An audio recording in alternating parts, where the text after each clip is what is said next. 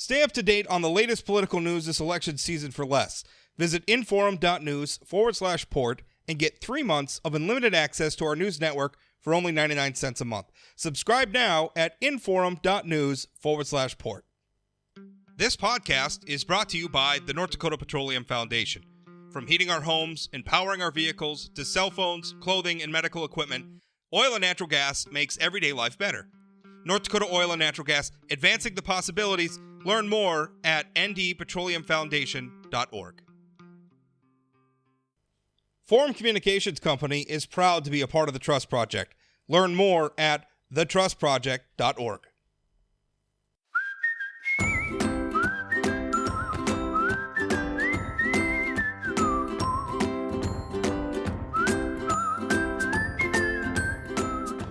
Welcome to Plain Talk, and happy to be with you. Joining me this week, in addition to my usual Wednesday co-host, Chad Oban, is Patrick Hart. He is the chairman of the North Dakota Democratic-NPL. Patrick, how you doing? Good. Thanks for having me, Rob. Good to see you, Chad. Good to see you, Pat. Good to have you on. So let's talk a little bit. We're coming into prime time here for campaign season, and actually, I should say, just as a note to listeners. And Chad reminded me this morning, I was already working on it, Chad, but his suggestion was that we have some conversations between some of the statewide candidates, have them both on the show and have some conversations, and I've been working on that. Actually, I think quite a few of them are going to work out.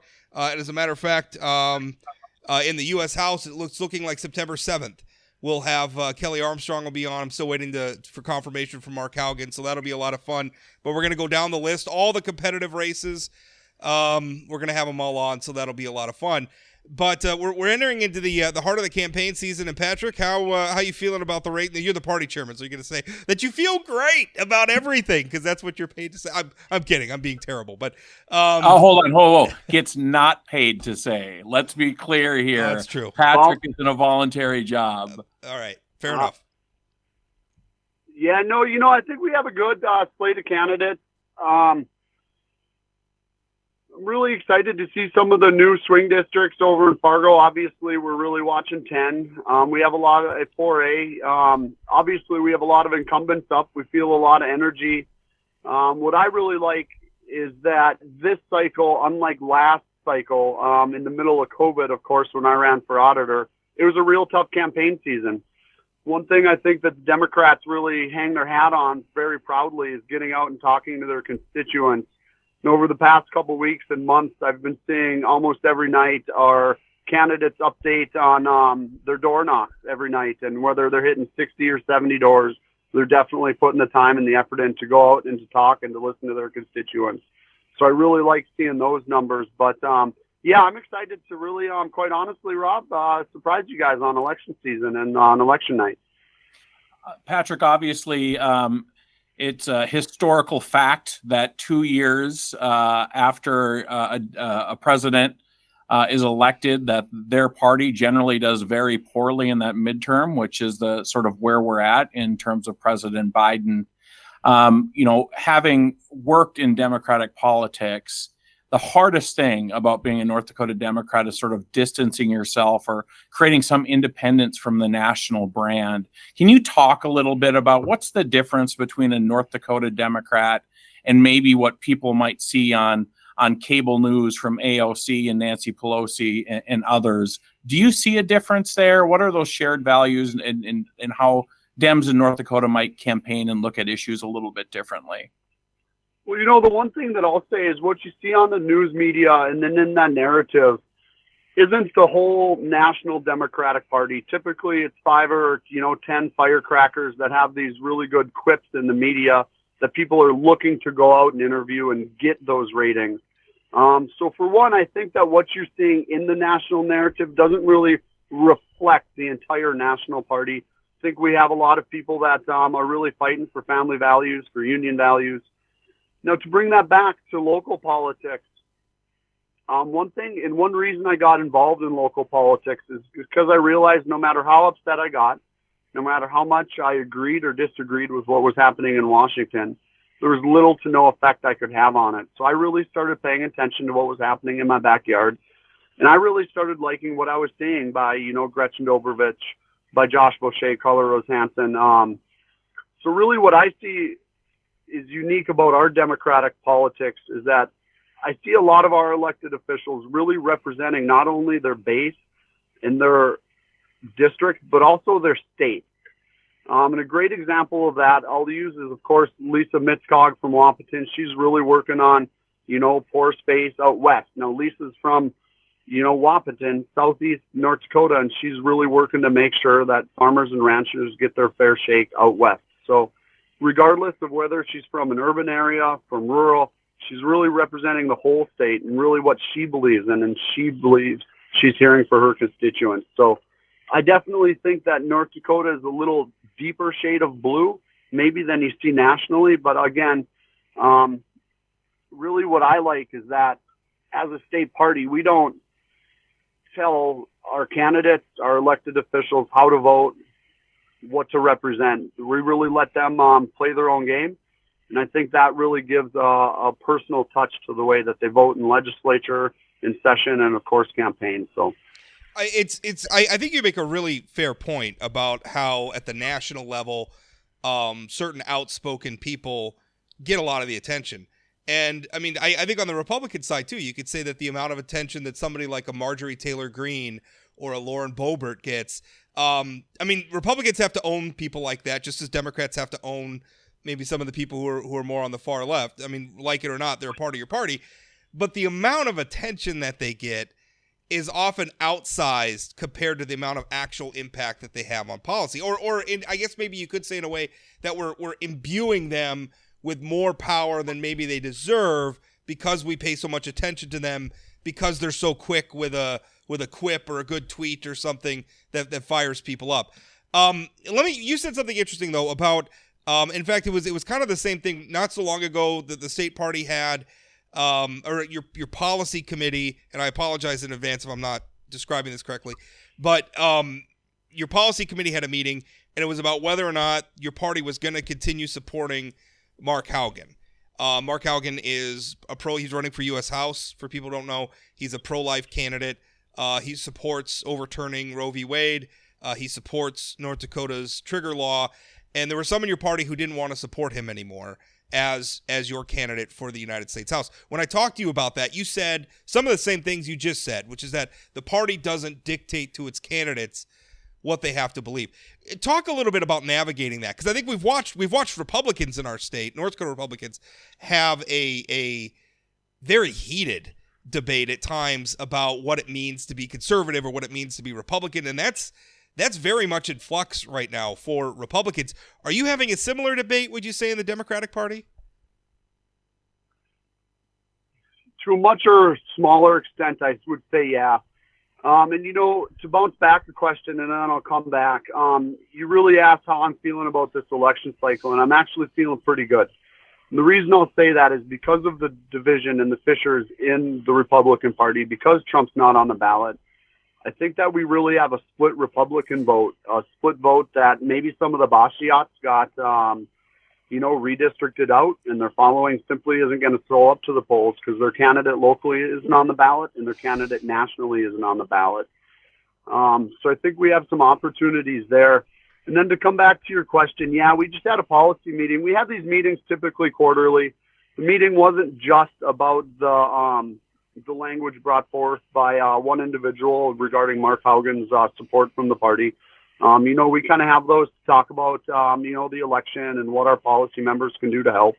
But yeah, you're right. We had one policy member bring forth a resolution that would essentially strip Mark of help, both financially and of staff support, because of his pro-life choices. And, I really thought that personally, that's a really slippery slope, that we would give a candidate an endorsement. By the way, and I know, Rob, you were at the convention, Mark overwhelmingly won. I don't have the numbers in front of me, but I would say really generically it was like 150 votes to 4 or 5 against Roland Reimers, who hasn't typically who's not a Democrat. He's not a Democrat. Not a Democrat. No, and actually the gentleman that brought forth this resolution kind of railed against Roland Reimers at the convention. And I appreciate the idea that we want to keep our candidates accountable. We want them to be, quote unquote, better candidates. But at the same time, a resolution was brought forth. There was some discussion on it. We gave this gentleman some time to talk, to voice his opinion. Of course, we don't ever want to, put a muzzle on anyone. And then after some Robert's Rules of Orders and some parliamentary procedures, the resolution got astoundingly shot down. I would say, again, general numbers, maybe 55 to 2 or 3 votes. And we're, of course, continuing to support Mark Haugen. And you know what's strange about this is that Mark's not a newcomer. He didn't come out of nowhere. Mark's been around for 20, 30 years. He's ran for his district 3 times, I believe. He ran for state treasurer last cycle. He was our state party treasurer for some time. So if anyone didn't know Mark's policies going into that convention, I would say that they didn't know Mark very well. He's definitely been out there. He's been part of the, platform and resolutions committees at prior conventions. So I would say that Mark's stance on this has been communicated. And it's only a very unfortunate situation that Roe v. Wade got overturned on a federal level, and Mark kind of got sucked into that anger. Of course, we're still supporting him. Mark's a great friend. And, Mark's not an all or nothing candidate. Mark definitely believes in whole life. He believes in support of, young families, of healthcare, of social services that really help, I think, women that are making that decision. Potentially step that back if there was additional support from the government. So he really supports those social services and, of course, several different exemptions. So, Mark's not a black and white type of guy. It's not to. I'll let Chad go here, but I think it's so interesting that you say that about Mark, and really there's a lot of Democrats in your party who are pro-life.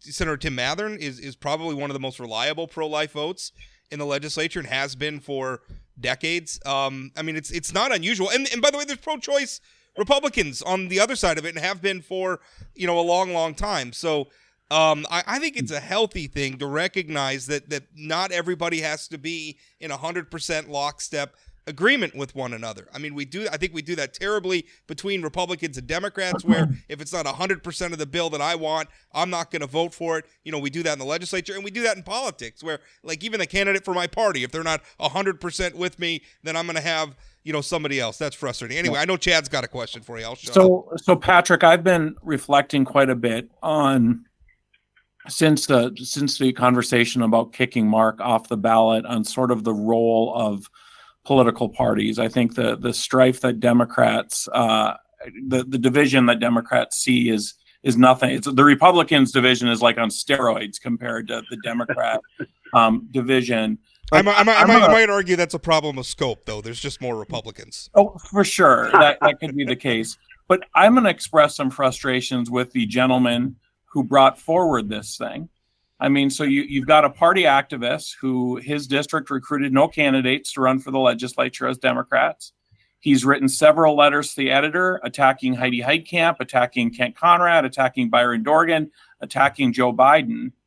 At some point, why would people want to be part of an organization where their leaders are just saying terrible things about fellow Democrats?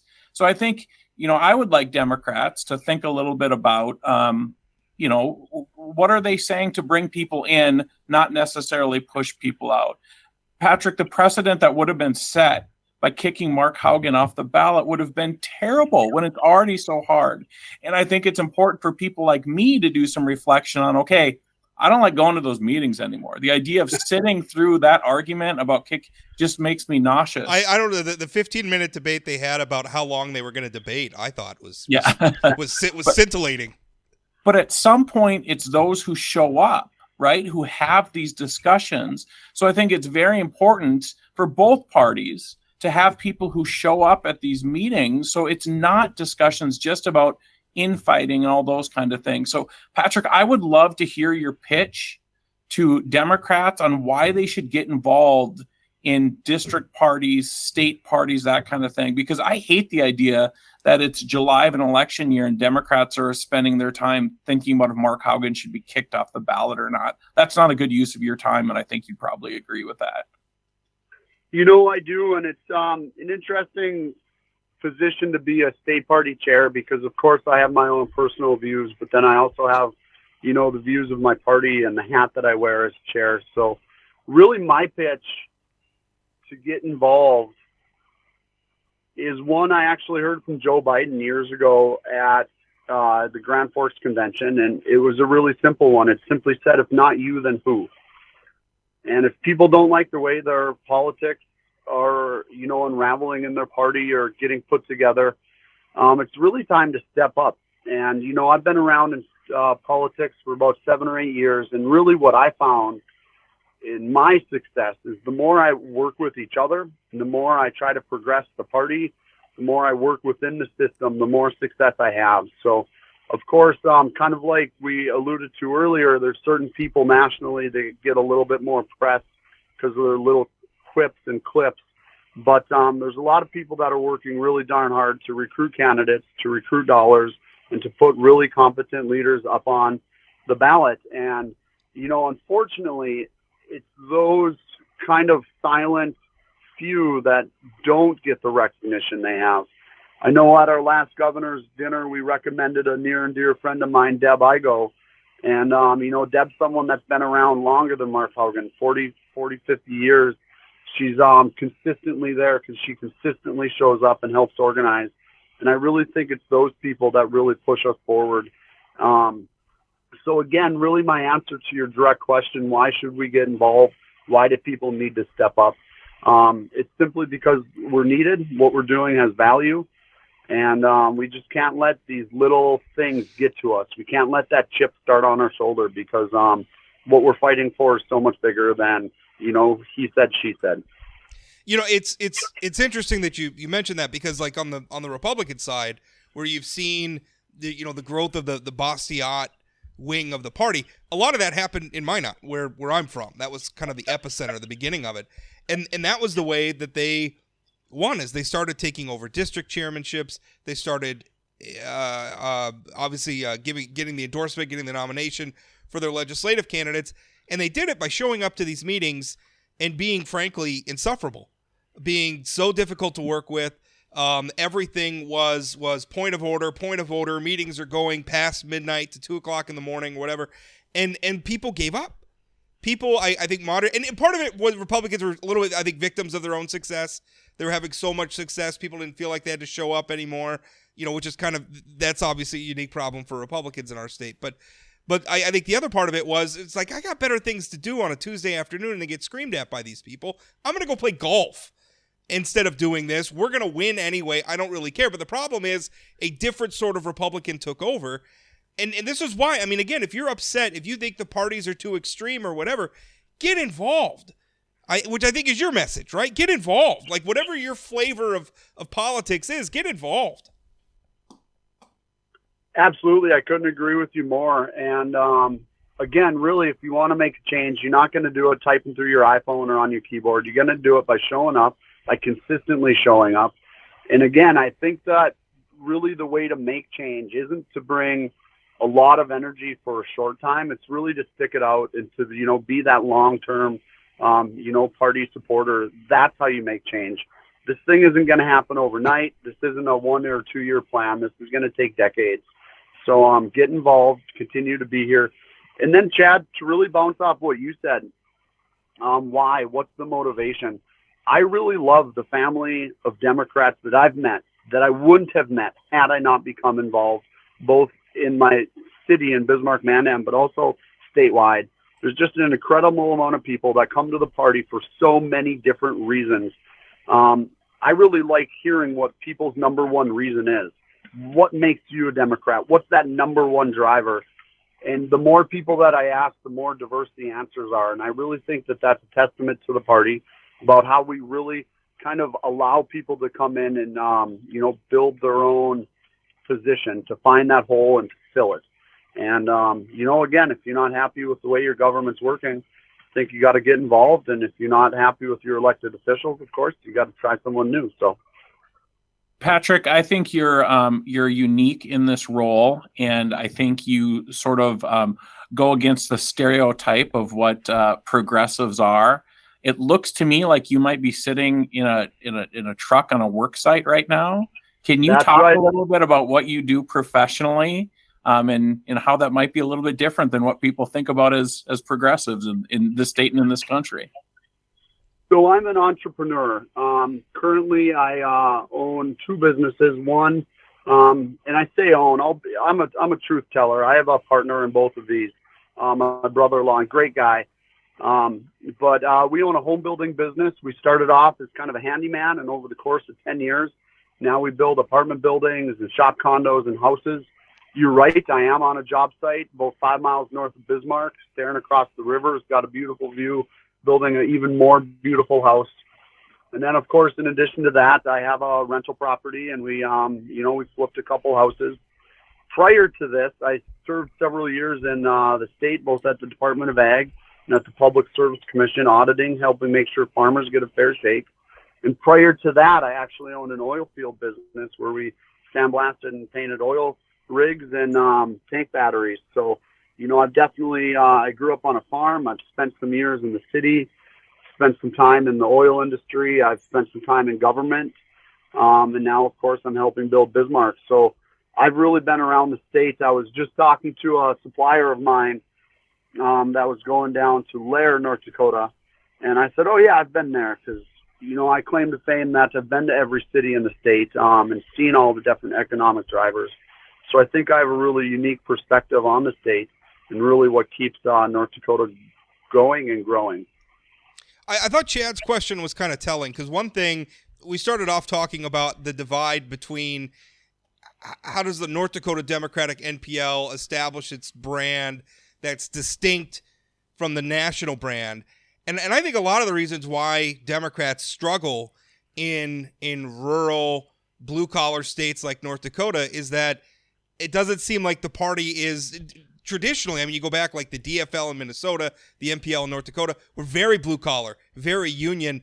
You look nationally, that doesn't seem to be the case. You look at where the money's coming from, that doesn't seem to be the case. You look where the votes are coming from, that doesn't seem to be the case anymore. So I guess that's my question for you. And somebody, again, owns a construction company, as Chad just said, doesn't look like a 2022 Democrat in a lot of ways.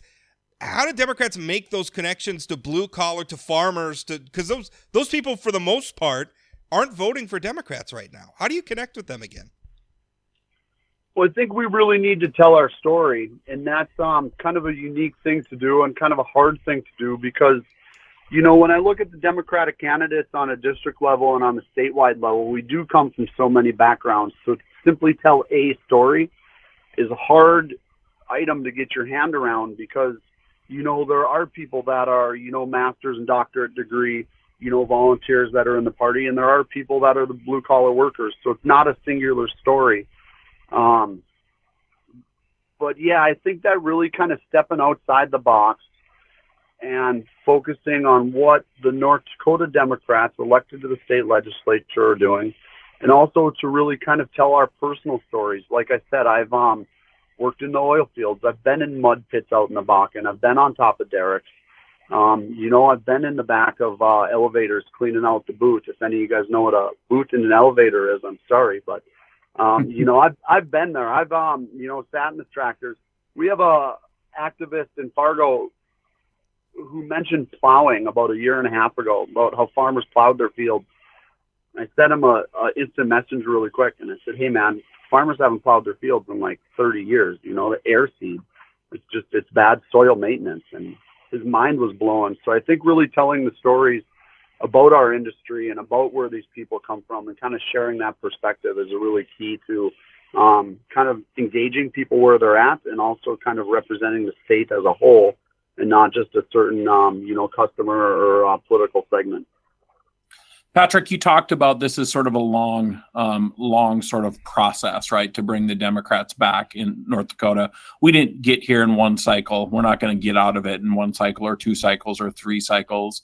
But I think one of the things that makes it super difficult is the lack of incumbents make it difficult to build up district infrastructure, because so often Republicans build their district infrastructure around elected officials or around legislators. So how do you do that for the long run? Like in districts that aren't up this time, how do you build up those districts so they're ready in 2 years or 4 years or 8 years or 12 years? Because it can't just be a one cycle at a time. With that being said, your job is to win this cycle. So it's very difficult. How do you balance between what needs to happen now and sort of that building for the long run to change the political landscape in the state? Because, again, it's not going to happen between now and November.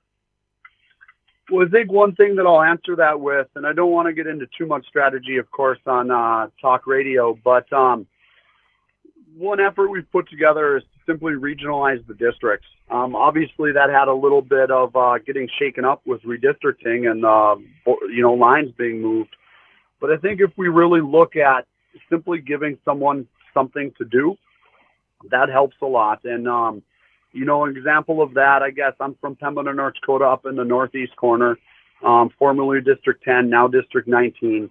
That district has really stayed alive by being active in the off cycle, helping sister districts close to them, and really regionalizing the focus of the party to, run as a Bismarck, a Bisman Dems compared to District, 47 and 7 and 35, 31, of course, in Mandan. Instead of having these silos of operations, we can really kind of come together to help each other. For one, I'll be honest with you guys, there's, like you said, Chad, you don't want to sit through a 3-hour meeting that's arguing about paper plates or plastic plates or, macaroni salad or oil salad. So if we can really give a lot of people something to do by helping sister districts, I think that's really key to keeping core volunteers and constituents engaged during that off cycle. And, I think I would be amiss, too, by saying that, perhaps the House should be on a 2-year cycle and not a 4-year cycle. That, of course, would keep, districts alive and engaged. That'd give a lot better opportunity for name recognition. And, I think overall that's key to better governance. Yeah, I'm always fascinated when Democrats think the key to victory is I don't know. I'm not convinced that the changing up the terms is going to fix your problems. But you know what else we should do is have general elections in the middle of May after a legislative session. Well, that would be helpful as well. I also think everybody should get a bill for their taxes, and they should get it like 2 weeks before election day too. So let's really match up what they did with what they're wanting us to vote for. You mentioned last question. You mentioned, because I agree with you. I think Democrats have some opportunities this cycle, at least in the legislative races. And I think part of the reason why is some of the Republicans. I mean, there were some ugly fights among Republicans, and I mean that kind of the Republicans are divided in some of these areas, and so I'm wondering, where are you seeing those opportunities? I'm wondering if they match up with where I'm seeing them. So, of course, kind of my big question, my big one that I'm looking at is new District 10 in Core Fargo. I think obviously that's got some pickup opportunities. The new House subdistricts in 9A and 4A I think are going to be interesting. And, just generally kind of Fargo cast is on fire. We got some great, Megan Edwardson is on the ballot. We got some great candidates in Grand Forks. Bismarck, of course, Tracy Potter is in a tight race with former Senator Aaron Oban's seat. I think he's got some opportunity. And then these people also have amazing running mates, Don Morrison in District 35, Chris Mount. So I think we really fielded a great selection of candidates. The more I talk to them, again, the more unique their backgrounds are. And then, of course, one of my promises when I got elected chair of the cycle was to get every incumbent reelected, which we're fighting tooth and nail for. And to be quite honest with you, Rob and Chad, I think the Republicans want to see some wins from us. I think that they know better government comes from more ideas.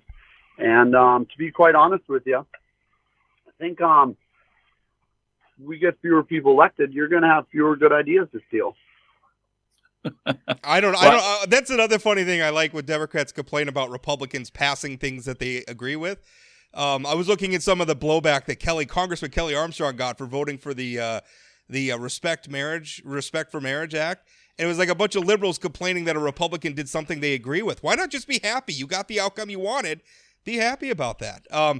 Rob, I took a different approach. I sent Kelly a text thanking him for doing the right thing because I also let him know when he consistently does the wrong thing. I will say, to Patrick's point, down when former state senator Jason Heitkamp, who was running for the House nomination, when he was running, I had multiple Republicans from that district tell me that if he won, they were going to vote for Alicia Mitzcog and were going to put money behind her to elect her because they didn't want somebody like Jason Heitkamp, who I'm sorry is not fit to be serving in the legislature. They couldn't countenance it. So I think you're right. I don't know how widespread that is. That's a pretty extreme example, but Rob, I think that's still the case in 25, even with Kathy Skrow, that there's a lot of Republicans that are like, Elisa Mitzcog is good on business. She's good on a lot of our things. She focuses on things that are important. I think she's going to get a lot of Republican support and money. I haven't had any. All I'm saying is specifically I had Republicans saying that about Jason Heitkamp. I don't know about Skra. But anyway, Patrick, thank you so much for your time. Appreciate you coming on and talking with us about this stuff. Patrick, thanks for all your work. I know it's a tough job and it doesn't pay well. Hey guys, anytime works. Just let me know when you need me. We'll just finished up with Patrick Hart. And, I was just kicking. We just stopped the interview. We said goodbye to Patrick. And then I was kicking myself because one of the reasons I wanted him on was to talk to him about the email scandal in the Attorney General's office, Chad. Because I think Patrick is right. He's not the only one making the call, but the state Democrats I know have been making the call to move that to an external investigation. Now, on one hand, I don't want to be too hard on Drew Wrigley because the reason we know about this is Drew Wrigley. Like it would have been very easy for him to just come back and say there are no records responsive to the request that myself and some other reporters put in. It would have been very easy for him to do that, and he didn't. He chose the hard road. He chose to be honest about it, and I think he deserves credit about that. I do think he's wrong in resisting turning this over to an outside source. By my reading of the law, when you have somebody who's admitting they want to delete an email account so that people can't make open records requests for it, that seems to me to be a direct violation of the Century Code as I read it. But let law enforcement investigate it. Let a prosecutor's office outside of the Attorney General's office investigate it, and let's see what conclusion they come to. I mean, at the very least, I think we should be doing that. I'm a little frustrated with Drew that he's not pursuing that. So, before we leave completely, the Patrick Hart interview, I think really kudos to him for stepping up into this role. I mean, it's a real difficult job. And we talked about having to fight the internal fights, not to mention an uphill battle coming up this November. And I think he's such a unique messenger and a unique background for Democrats to have in the state. And I agree that I think he's right on calling for an independent investigation. I'm not exactly sure the thought behind Drew not wanting to do it. It just seems like maybe it would remove him from some of the politics around it and that kind of thing. I think one of the most interesting things at play here is, the fact that Liz Brocker was the one who deleted these accounts. And if anybody has had any interactions with the Attorney General's office when Wayne was alive in that office, is Liz was a tough cookie to deal with at times. And I don't think she made a lot of friends in the legislature or a lot of friends in the media, which leads me to believe that she's probably not going to fare very well in the area of public opinion. With that being said, I think having an outside investigator looking at this stuff, figuring out exactly what's going on, it also takes away some of the, there's been talking heads, is the way I'll say it, who are insinuating that there's some pretty nasty stuff in these email accounts and in what was being covered up. I think removing Drew and the politics of it and having an independent investigation of what's going on would help there. Finally, Liz Brocker was Wayne's defender and protector all through his career, and it looks like that might have moved past his death as well, that she was protecting him. And I don't know what from, or if there was anything. Mike Jacobs had a column this morning, and he arrived acknowledging the fact that none of us are ever going to see what was in those emails, right? We're almost certainly not going to see what was there. which really bothers me. I mean, that was really the harm that was done to Wayne Stenjum's legacy. I think in the name of protecting him, created this vacuum of information that unscrupulous talking heads like you're talking about could fill with absolute nonsense. You can plug in any conspiracy you want into that, and people are going to lap it up on social media because it'll fit things that they already want to believe. And I think that's just so unfortunate. I don't think people should be speculating about what's in there. If you don't know, then you don't know. And it's okay not to know, and it's okay just to be angry that we don't know, but you don't need to make things up to fill that gap in our knowledge. That really bothered me when I heard some of the wild-eyed things that were being said. I think that was really unfortunate. As far as Liz Brocker, to me, it's, and listen, I had a at times she could be like the most helpful person in the world, or in other times it was like trying to have a conversation with a brick wall. She could be tough. I get that. And I think other people had probably worse experiences with her than I did. I did a lot of business with the Attorney General's office with open records requests, and on the whole, they were mostly helpful to me. I don't know. I can't account for other people's experiences. To me, it's less about Liz Brocker. This is about the public's trust. I mean, one sort of unsolvable problem with these records is that we have to trust that the people who are the custodians of the records, the public officials and their staffs and stuff, that they're going to be honest with us about turning them over. You know, I remember years ago, there was a big controversy over a new media policy implemented by North Dakota State University. And under this media policy, it was only going to be the news media outlet that had purchased the rights to broadcast NDSU games that were going to get like access to interview like coaches and players and stuff.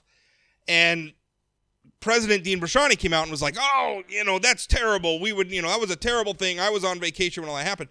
I put in a records request and got his text messages, and his text messages, he was all in favor of it. So he was lying to the public, basically. But all that aside, my point is, they turned over the text messages to me, and there was a lot of people like, "Wow, why didn't they just delete them? Why would they send those text messages to you, right?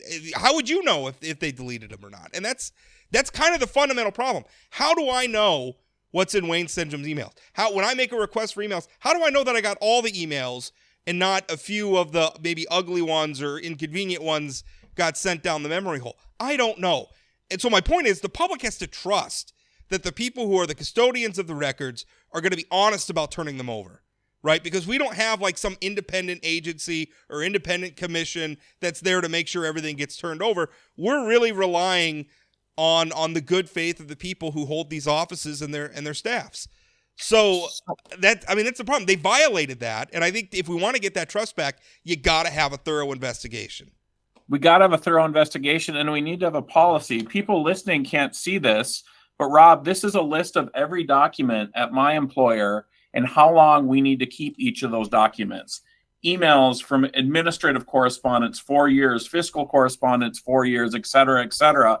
It seems to me that the state of North Dakota needs to have a similar policy that should be across the whole state. And the fact that it took this for people to figure out that we don't have this policy is somewhat concerning to me. Some of us knew. I mean, in fact, Wayne Stenjum appointed me to be, and I ended up not serving on it because we ended up having a gubernatorial race. I was covering the primary between him and Doug Burgum, and I didn't want, the Burgum people were kind of making noises that like I was in Stenjum's pocket because he appointed me to this open records task force. But that was one of the things I wanted to bring up was let's put some retention schedules in the statute, along with some consequences for not following them. Now, we do have a requirement that these offices have retention schedules, right?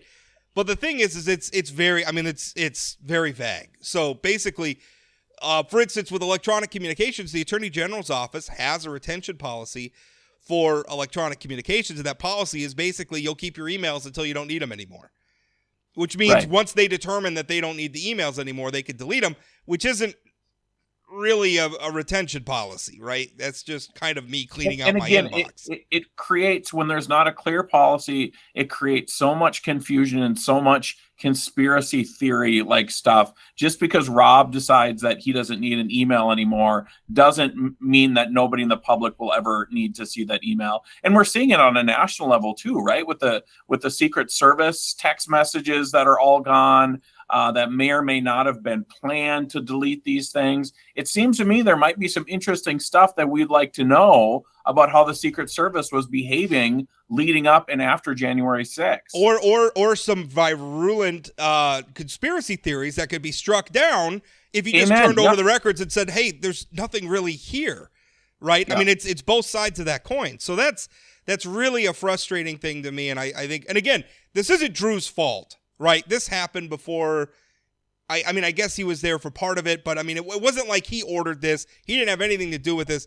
It's not our current Attorney General's fault, but it is his decision about whether or not to have an external investigation. And I think he's making a mistake on that front. And is he moving forward to have a more specific schedule? He told me that. He told me that he is, and that his office, he has told me that his office plans also to push the legislature to codify some of this stuff more explicitly. So on that front, at least what he says, he's moving in the right direction there. It's just he's resistant to an external investigation as far as he's concerned. This is done. And I don't know. I mean, he's working in an office full of people who were hired by his predecessor who was beloved. I'm sure there's a lot of people in that office who are very loyal to him. Maybe this is Drew feeling pressure in that office to just say, okay, we'll do better going forward, but let's not hurt the people. I'm not defending that. I'm not saying that's right, but I'm wondering if that's the dynamic going on behind the scenes. Well, and I've heard some people theorizing, the idea of, hey, Troy Seibel and Liz Brocker are, I assume, the only two political appointees in that office, right? I mean, those are the people that can get fired at will, that he's sort of kicking them on the way out the door because he had not such a great relationship with them. I don't know if that's the case. I don't know anything about Drew's relationships with those folks. Well, given what we've learned, I mean, maybe him not having a good relationship with them is understandable if that is indeed the case. So, anyway, that's where we're at. Hey, let's talk nationally. Let's switch gears a little bit and talk, because we're talking a little bit about the struggle and the sorts of candidates who draw a lot of attention. And I think it's depressing that so many Americans, Republicans and Democrats, seem to want some very extreme people, some very uncompromising people representing them in Congress and elsewhere. I think that's very unfortunate. But one thing that's bothered me, I was looking like there were Republicans who were trying out. There were 10 Republicans in the state House who voted to impeach Donald Trump. 4 of them are running in primaries this cycle. Liz Cheney and some other. One of them, though, is a guy by the name of Peter. I don't know how to pronounce his last name. Mayor, Meijer. We're going to go with Mayor. Peter Mayer in Michigan. He's incumbent representing Michigan's 3rd congressional district, which leans Republican. It's not a super red district. I think he won his last race by maybe 10 points. Joe Biden was pretty close there. So it's kind of I don't want to say purplish district. Let's say a light red district. But anyway, he's being challenged by a guy named John Gibbs, who thinks, he said on the record, for instance, that he thinks Hillary Clinton's campaign communications person attended satanic rituals. That's where this guy's at. He's full in on Trump actually won in 2020, election conspiracy theories, that whole thing. I don't think I need to describe for our audience. What really bothers me is that the DCCC, the Democratic Congressional Campaign Committee, which is basically the arm of the Democratic Party that helps elect House candidates, they're running candidates in favor, or they're running ads trying to support Gibbs. Now, I know what their calculation is. Their calculation is, well, we'll make Gibbs the nominee, and then our Democratic candidate, who's more normal and not a whack job, can beat him in the general. And I got to say, Chad, A, I think that's a dangerous game, right? You're really rolling the dice with that one. But B, what really bothers me is we have spent so much time talking about how extreme political rhetoric has gotten, how dangerous January 6th was.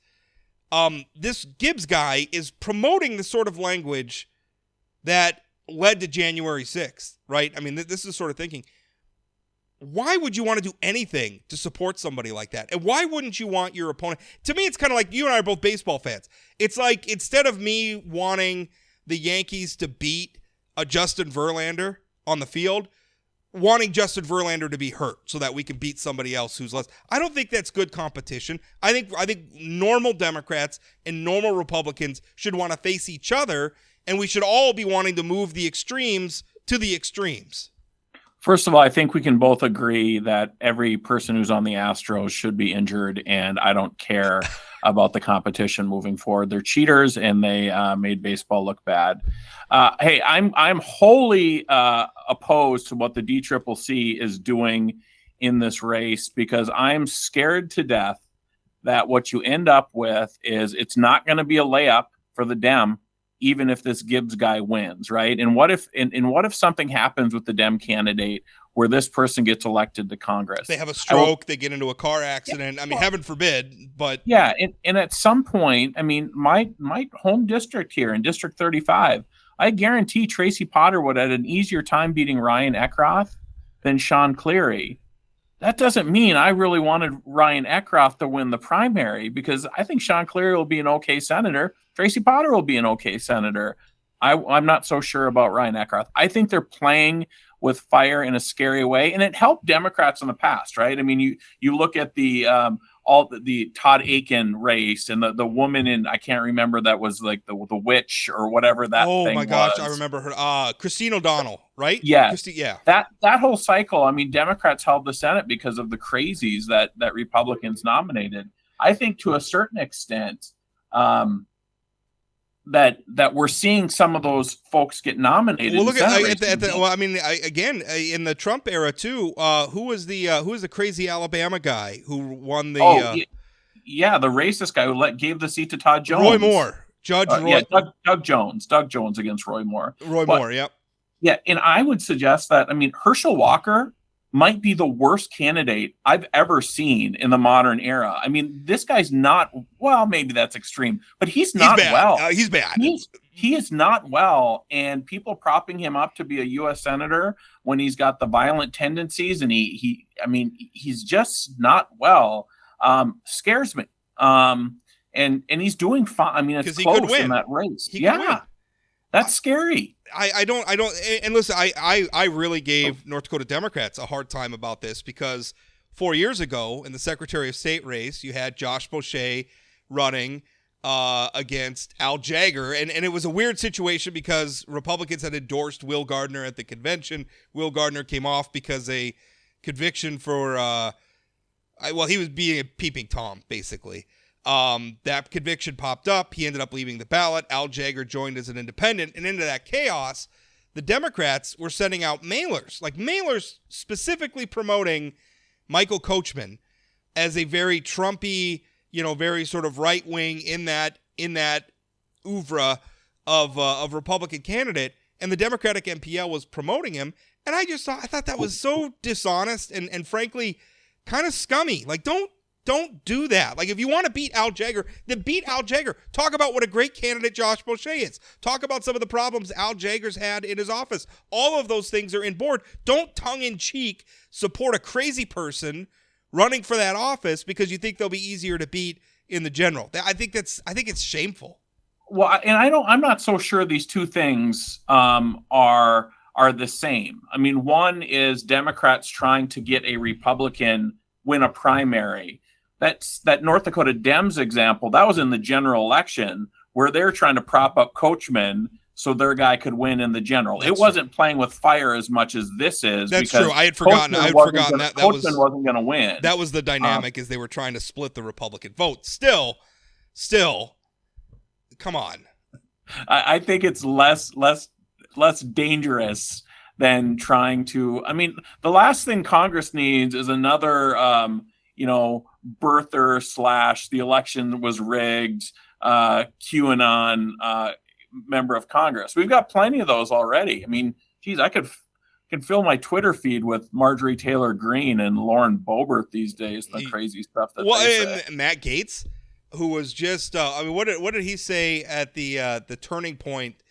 And by the way, this is something that really, so Matt Gaetz is down there and argues, and listen, I'm pro-life, but he's arguing that pro-choice women are fat and ugly. Is essentially, I think he said they look like thumbs, right? Yeah. That's a member of Congress saying this, right? And it is so juvenile and stupid and ugly and terrible. But yet, the thing is that what the party could normally do, like strip him of committee assignments and stuff, they've already done. That's not where the power is, right? They don't care. The power is not in committee. Well, did you see Mark Short's response? The VP's. Yeah, he's probably going to be in jail by the time, because Matt Gaetz, that people don't know, is being investigated for human trafficking, which is just floors me that this is a member of Congress, but here we are. But it really bothers me. And it bothers me that other Republicans have to talk about these people, right? They have to, not defend them, but I mean, deal with the fact that they're a member of the party as well. But I think it's so telling. Like, one of the reasons why they're impervious, they don't care about their committee assignments because they're not really there to serve their constituents. No, they're not about being a talking head, trying to get publicity. They're there to serve the Fox News audience or to serve their Twitter audiences or whatever and raise a bunch of money that way. And that's sort of modern politics. It's just, I'm just going to do that, and I can make a career doing that, and it doesn't really matter if I'm on a committee to weigh in on important, transportation budget or something for Florida. Like, that just doesn't matter to him at all. I think it makes it easier, though, on people like Kelly Armstrong to denounce these people, because they're not just like borderline saying crazy stuff.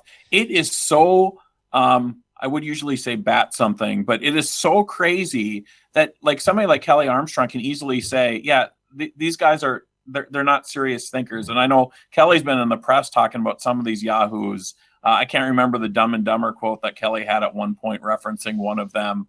That was absolute gold. I think it sort of makes it easier on some of the more normal Republicans to denounce them when they go so far. But it is hard. Like, I think it's hard. I was surprised that Patrick, when he was on earlier in the show, was so willing to acknowledge that people like Alexandria Ocasio-Cortez and that are not really representative of mainstream liberalism or Democrat. I mean, it's hard for me. I'm a conservative, so it's not up to me to define what that is. But I mean, I look at them and they're on the extreme end too, right? I don't. But again, I think AOC's tactics are different than Gaetz and some of these other people. I think she's more sophisticated, but I don't think she's any less extreme. And maybe the policies aren't, but she certainly is smarter. Sure. Boy, I mean, that's not a tall bar to get over. Do you think being smarter than Marjorie Taylor Greene or whatever her name, or Lauren Boebert might be worse? I feel like when I watch her, she's not exactly clear what she's talking about, like what's coming out of her mouth. I just the space lasers thing, the Jewish space lasers. Do you remember that? I do. Marjorie Taylor Greene. Did you see what Marjorie Taylor Greene said about non-biological parents recently? That people who are non-biological parents are doing their kids wrong, or some like shot at parents that aren't biological, like me. It was just which dumb. Which I don't understand. Like, you're ostensibly pro-life, now you're anti-adoption. Yeah. What do we do with the kids then? We just leave them under a bridge? Like, what? Raise themselves. God Almighty. Yeah. It's not. Boy, the other thing that really bothers me too. Do you see CPAC? And I'm really struggling with this as a conservative. CPAC has Viktor Orban is coming to address Viktor Orban, who is, I am sorry, a flippin' dictator, right? I know there's a ballot and he was ostensibly elected, but it's also a place where dissenters aren't really free to speak out. You could be put in jail. That's not democracy, right? China holds elections too, but come on, right? Yeah. Like, if people aren't allowed to protest or to speak without fear of reprisal, it's not really democracy. So I'm sorry, this guy is a tin pot dictator, and somehow, because he says the right things about owning the libs and woke culture and all this other stuff, that he's a conservative icon now. If that's conservatism, I'm not a conservative.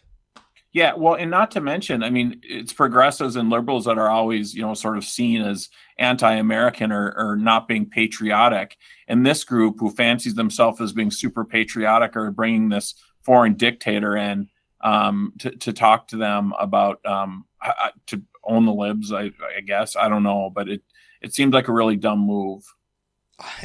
I don't get it. I mean, I'm struggling with it. Like I'm looking at friends of mine, people I know from the conservative movement who are just all in on this guy, who think it's just the best thing ever. And I'm looking and saying, I mean, What happened? part of me, like, I was like, what am I not seeing here?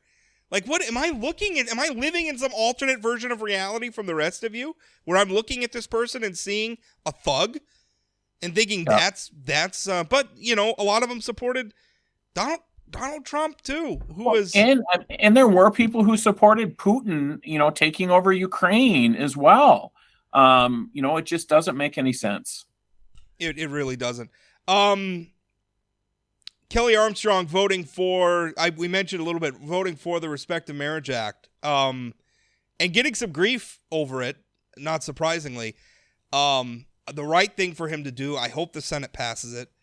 I think I'm going to write a column or something urging them to. I don't know why we won't. Now, I've also been arguing for, 15 years now that, this is the limited government position. We're not going to dictate to people who they can and can't marry. It's not up to you. It's not up to you to impose your religious values on other people. That's the limited government position. But Kelly taking that vote, I thought was a big deal. I was really disappointed that he kind of got blasted by some liberals for it.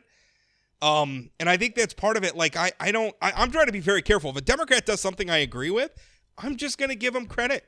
And I'm not going to put in all these caveats, but remember, they're really still a bad person. I'm just going to say thank you. I'm glad we could agree. Let's move on to the next issue. Rob, that's where I'm at. And as I said earlier, I sent Kelly a text because I also text him when I think he votes wrong. And that's, as a constituent, I think that's good for me. Here's the thing. I think it's going to be really interesting on how Haugen and Kramer handle this.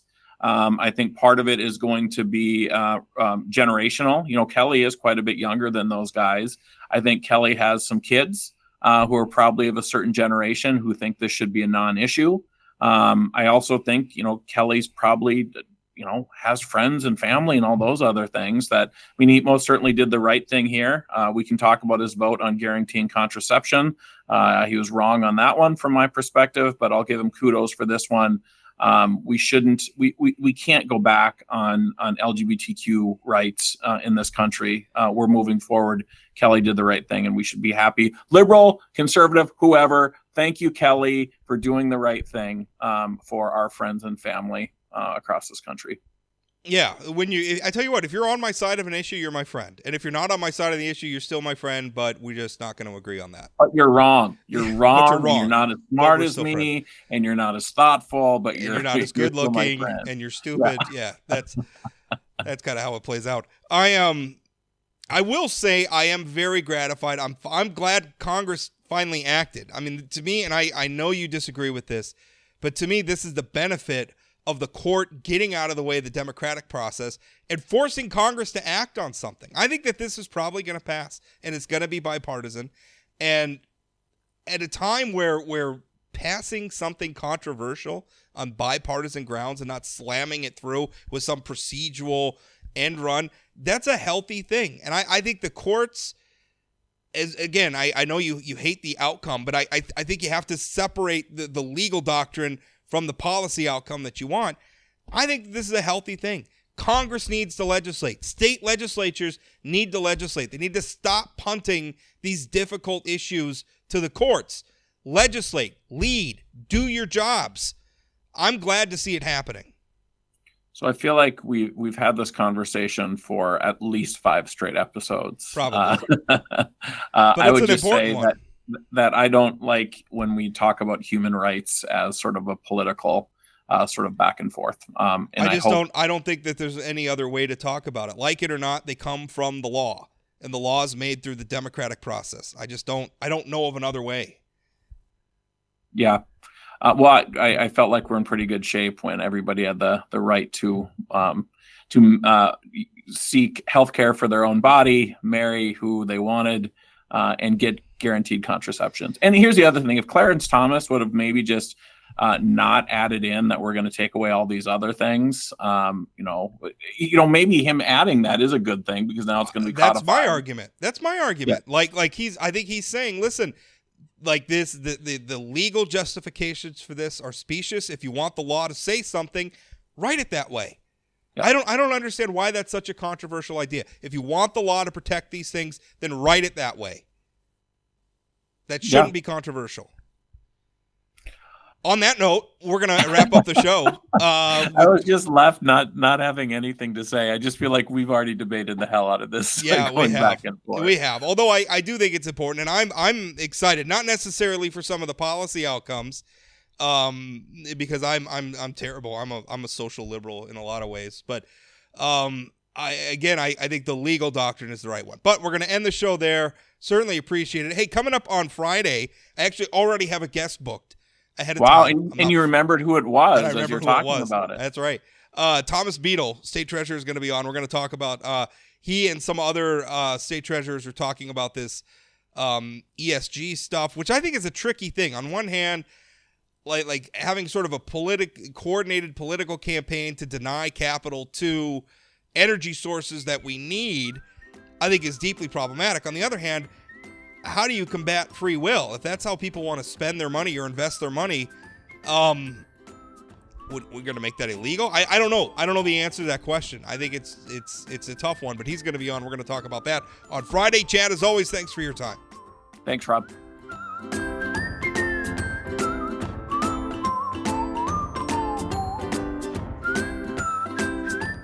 Did you know Forum Communications Company has a robust podcast library?